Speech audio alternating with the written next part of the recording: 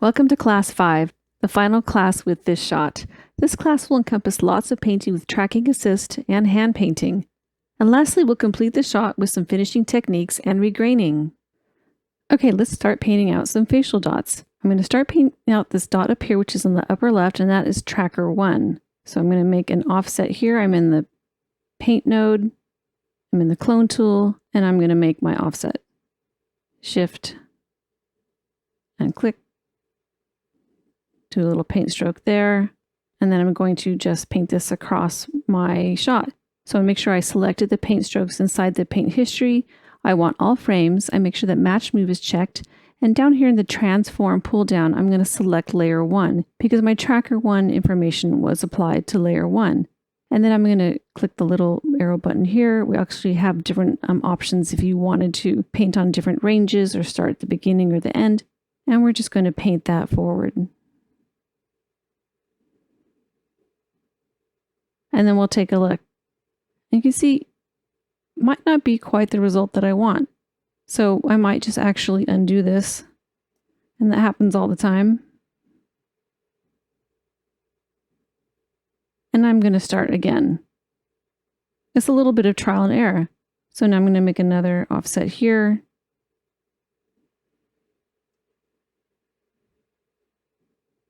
And then I'm going to try that. All frames. I have my paint selected here. Match move, transform, layer 1.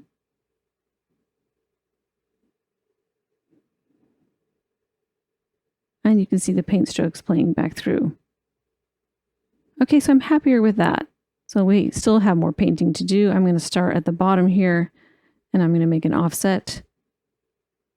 I want to get as close as I can to what I'm painting so that the skin tone is the same color. Okay, so I'm going to select that, and it's the same steps over and over. I just want to make sure I'm all frames, match move, and that my transform layer is at layer 1.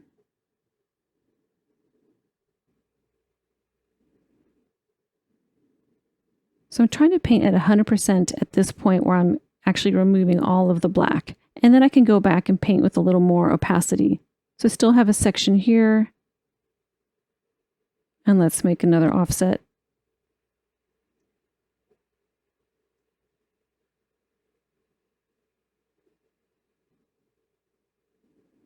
And then I will select my paint strokes in the paint history and do the same routine.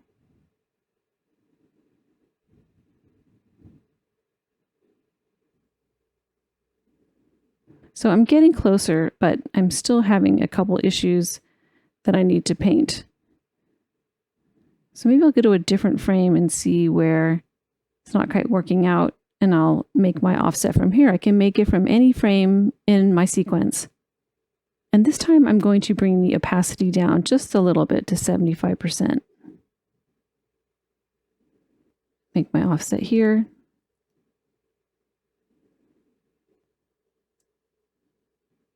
And do a little blending. And we'll see how that works.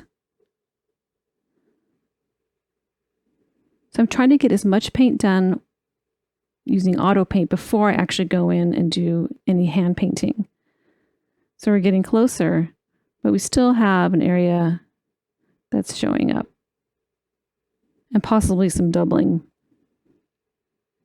And make my brush a little bit bigger. Another offset. I'm just going to keep going.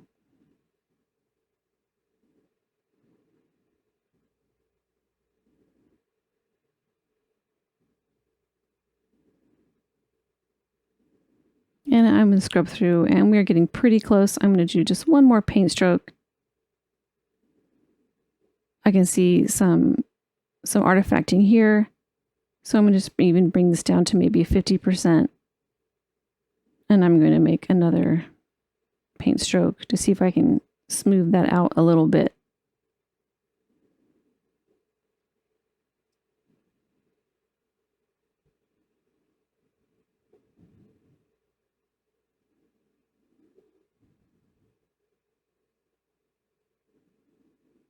Okay. All right, so I think we have the first target or the first dot painted out. You can see I have a few problems here. So I'm going to go in and do just a little bit of hand painting here. I'm going to zoom in and I'm just going to take my viewer control down just a little bit. Okay. And I can see this area that needs to be painted. And so that's just going to be a little bit of hand paint. I want to make sure I'm on the same frame.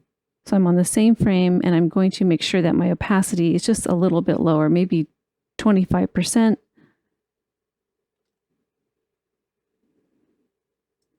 And I'm just going to do some blending.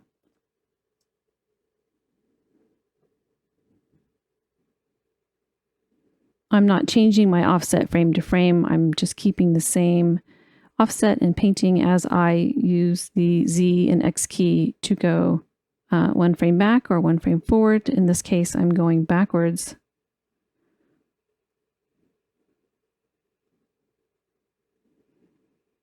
And forwards. Because my shot is moving like this, I can afford to just sort of paint a little bit freely and not worrying about too much chattering. So then I'll just paint some darker areas or some areas there that were darker.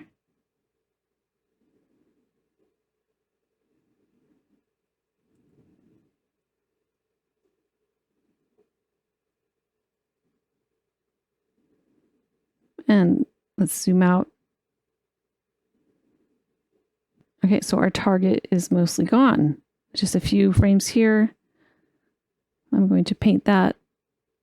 And that looks like I could use a higher opacity to get rid of some of those darker areas there.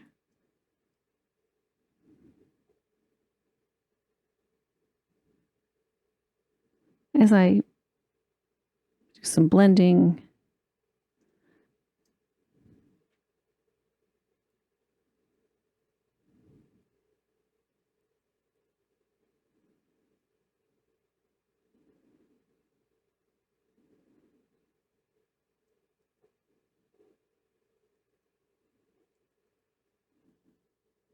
If I don't want to do any painting here, I want to use this frame before so I don't get too much chattering. You can see I'm on this frame here and that's 960586 and I want to use the frame before. I can go to my preset. So I click my preset or I can use the hotkey and I'm going to just actually make my brush smaller and I'm going to click the caps lock and now I'm going to line up my frames here. And if I think I'm lined up pretty well, and then I'm just going to paint.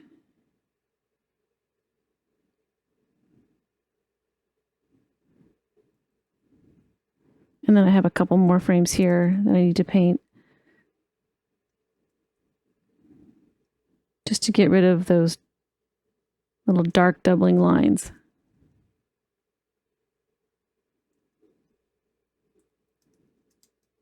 If it's really blurry, then I can just free paint. I can just paint frame by hand.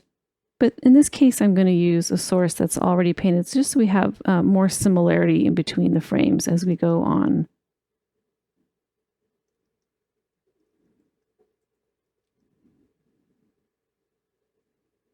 Okay. All right, so then we have that dot painted out. Maybe it could be a little more perfect, but for this class, that's generally how I would paint out the facial dot for up there on the upper left, tracker 1. I'm going to save my shot, Command S, and we will work on another dot. So let's work on this one here. Here we have this dot that's in the crease of the face. I'm going to go to a frame where I can see it really clearly. Okay, that looks like a good frame here. And I'm going to start making my offset. I'm going to make sure that I am on the same frame. So going to click down to my preset there. I have my parameter set. I'm going to make my brush a lot smaller. And I'm going to start with an offset up here.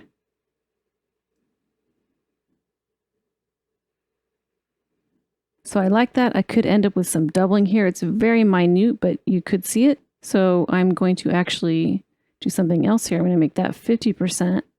And I'm just going to paint a tiny little stroke here.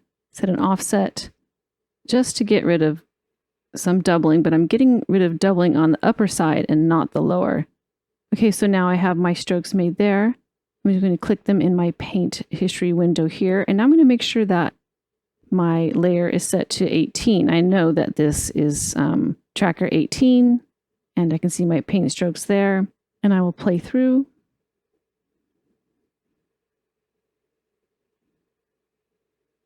This is a harder area to paint because there's a lot of lighting changes and blur changes, motion blur. So this is going to be a little bit of a process.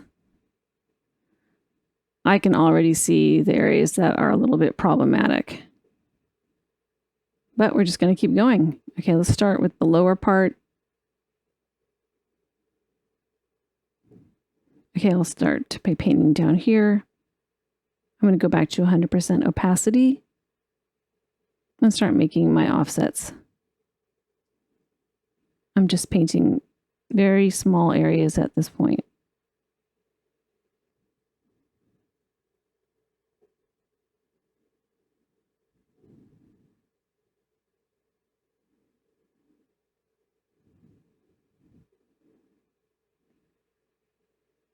Okay, so not quite all the way there at all. We'll keep going. We'll make some more offsets.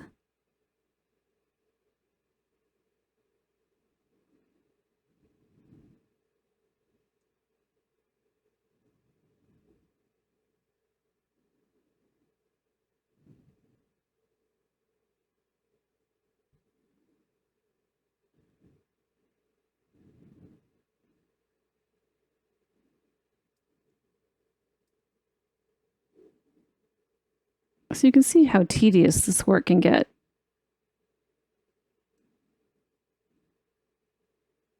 But it will pay off in the end. It'll be a lot easier than doing anything like a paint patch or an offset.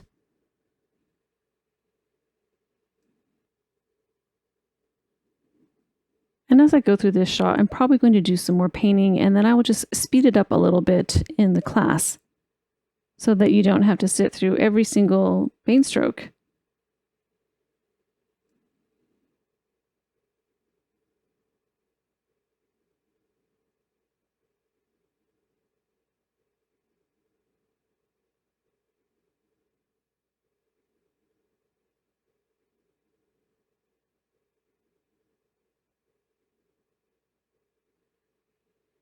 Okay, so now this dot is painted out, and we will go on to the last dot that I'm going to paint for this class. And that's going to be the dot in the center of his chin. So I'm going to find a frame that looks clear. I'll zoom in. Okay. We'll try this frame. I'm on the same frame. I'm going to clone from the same frame. And then we're going to make sure that our brush is big enough and our opacity is set to 100. I'm going to make my offset. Just going to do small paint strokes. And now I'm going to try to see if I can get rid of some of that doubling we see already. Okay, and we'll see how that works.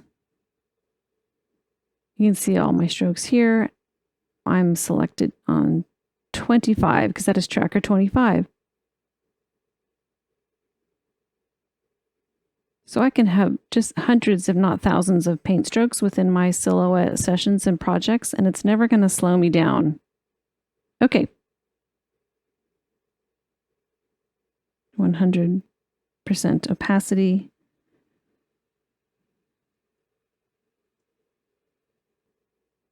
So my brush is a little big there. I'm painting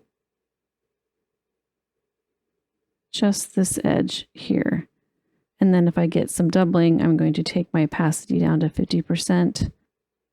Maybe make my brush a tiny bit bigger and do a couple paint strokes there for some blending. And we'll play it through. So we typically end up with some sort of seam in the middle that we have to get rid of. And it's always a dilemma. Do I paint that out with 100% opacity or do I start blending? And I think I'm going to give it one more try with 100% opacity in certain areas. Otherwise, I'm just going to end up with a big black smudge.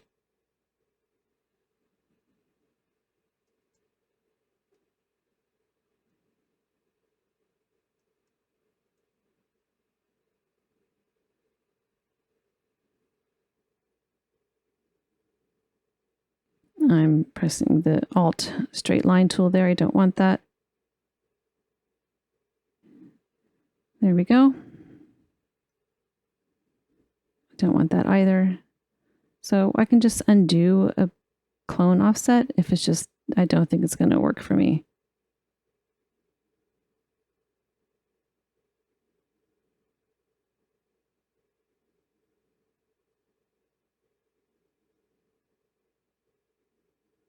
Okay, so now it's mostly painted out. And I think I can do a little more blending with an opacity.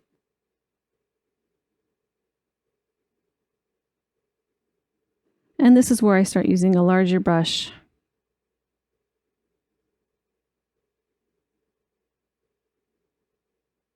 And even lower opacity.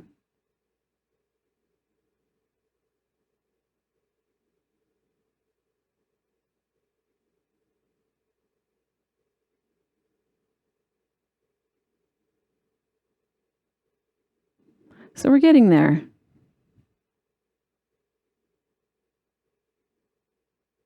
I'm just trying to do as much paint as I can without making it have no texture at all.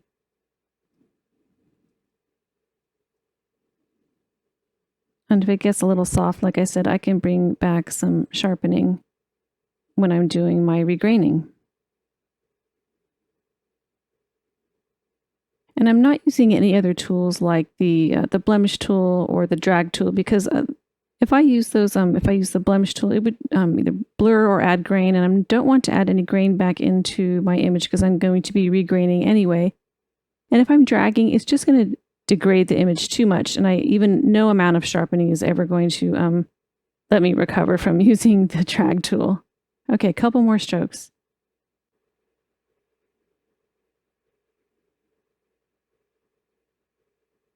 And I often use the dodge and burn brush tools just as much as I use the clone tool. It's kind of like a paintbrush in itself. Okay, so it's pretty good. I see some doubling here of some dots that I don't like. It's all in the little details. But it's not the whole entire range. So see if I just wanted to paint a certain area, I can do that. I just see it at the beginning, maybe from frame like 9 to the beginning. So what I'm going to do is I'm going to just paint a certain range. I'm going to make my brush really small. I'm going to up the opacity, and I'm just going to paint out one of these little dots here. Make my clone offset there. There, that's done.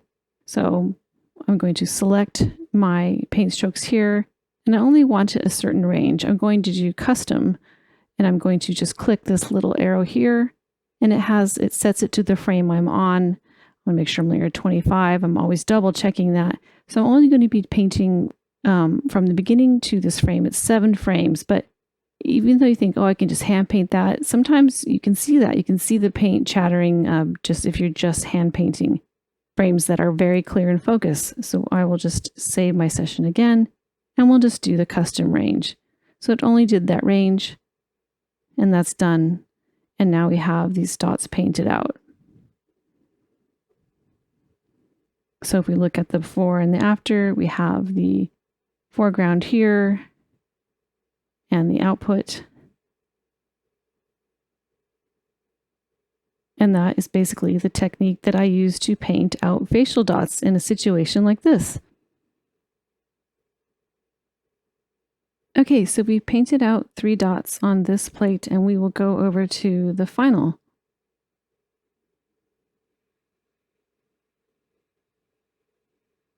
Okay, so here we have our final paint, and we'll play that through.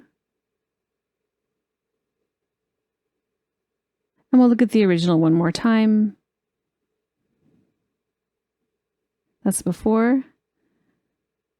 And this is after. This is a rendered out denoise painted plate. And I'm going to cycle through the alpha. You can see I have all of my alpha painted, and I'm going to composite these areas back over the original.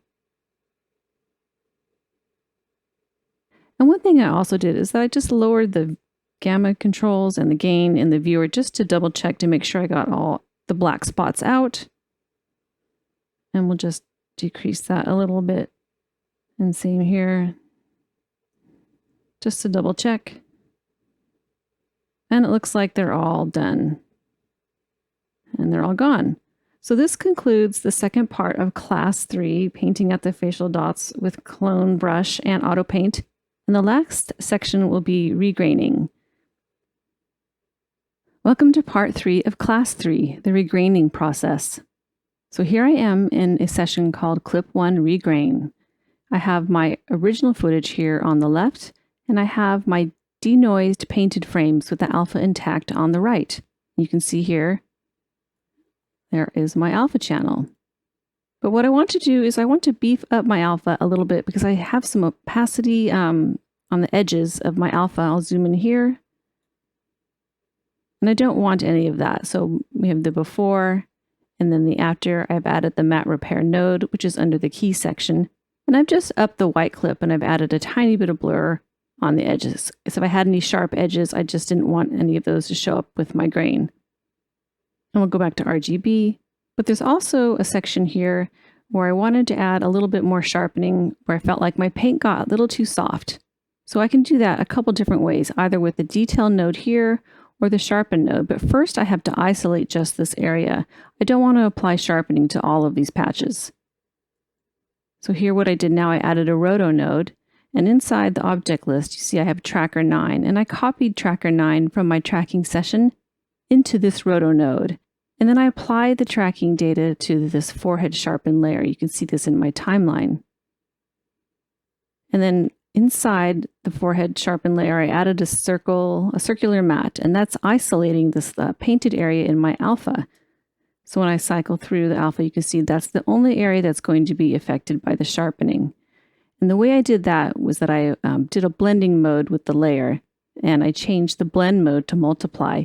If I just left it at the default, which is add, you could see that the sharpening would have been applied to all of these layers, or all of these alpha patches. So now I'm going back to my multiply selection there. And then if I play the shot through, you can see that just this area is going to be going to have the sharpening applied to it. So I'll go back to the RGB, and I'm going to zoom in here so we can see the sharpening. I'm just going to click on my sharpen node, and I'm going to bring down the viewer gamma so you can see the area a little bit better. So without the sharpening, here is the original, and I want to apply it here, and I've just added a tiny bit. And it's very subtle, but it does make a difference. So if you want to see what the detail node does, I'm going to disable this node by clicking D, and then I'm going to click the detail node and click D to enable it. So before and after. So it's just a little, it's a different kind of look. It's still adding some texture back. But I think I'm going to stick with the sharpen node for this comp. So I'm going to disable the detail node here, and I'm going to enable the sharpen. And I'm going to bring my viewer controls back up. And we'll zoom out. So the last thing we want to do is add the grain. And just as an aside, you always want to do your sharpening or any processing before you add the grain. Because if I added the sharpen after the grain node, we'd just be sharpening the grain as well, and that would not be good. So here is the grain node. I've already dialed in the parameters that I want. But let's take a look at what a fresh grain node looks like. I've added one here, and you can see that's a lot of grain. And you can even go down to the presets, and you can choose one of these if you wanted to start with one of those, or if you knew exactly what you wanted. But in this case, I'm just going to start fresh. I'm going to click on the grain node, and we're just going to click reset. So now I'm going to compare the original with grain. And then I'm going to actually look at the composite here by clicking the node here, and then I'm going to click the edit node for the grain so I can see exactly where my areas are, and I can see it with the matte applied. But I can also change the parameters as we go. Right away, you can see it's just too much grain, and I'm just going to bring every amount down equally to start with.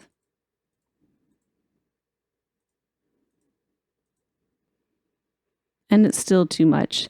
So I'm going to go a little bit further.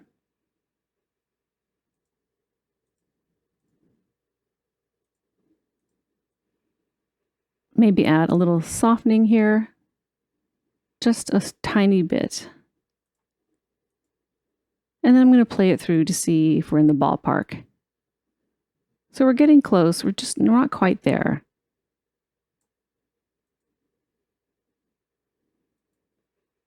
Okay, so I think I'm going to take the size down just a little bit.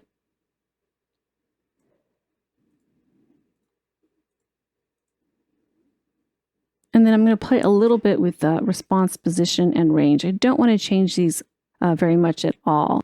And these parameters down here, they affect how much grain is added to the light and the dark areas. So I'm just going to bring this down a little bit, and same with this parameter here.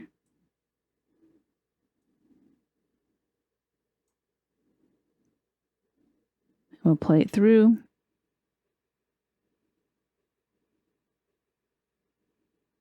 Okay, now I'm going to look at the different channels. Alt-B for the blue channel.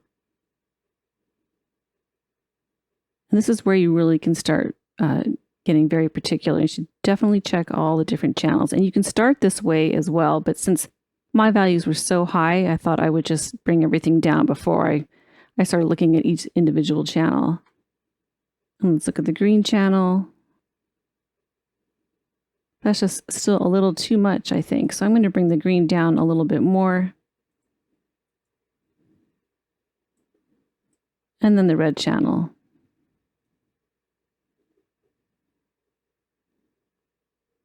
And back to RGB.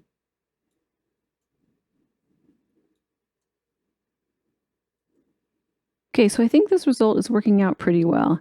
And you can also use scanned film grain over 50% gray with a grain composite node if you have that.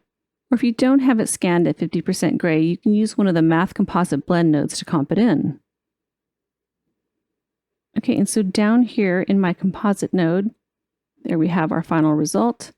And then we have an output node here, and you can see I've designated a path and a name to what I want my frames to live, or where I want to render them out to, and the name. You can see down here in the sample box, it gives you an example of what it's going to be. And then I make sure that I have the alpha checked because I want my alpha intact. And I'll just double check that. Yep, that's intact. And then I have my rendered out painted grained plate right here. So there's another workflow where you can quickly add grain into your paint process. And this is what that looks like here. So here you can see I have my original on the left. I have my degrained plate. I have some paint that I've done. And here you can just add the matte repair right after the paint node. Then you can add the grain this way where you have it piped into the input here, and you're also obeying the matte. And then you have your composite down here.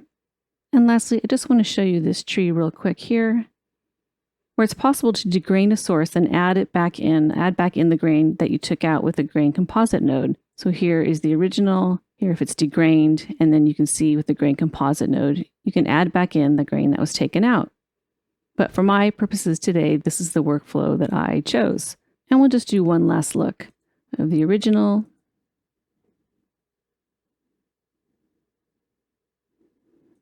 And the painted frames. Okay, so this concludes class 5, and I will see you in the next class.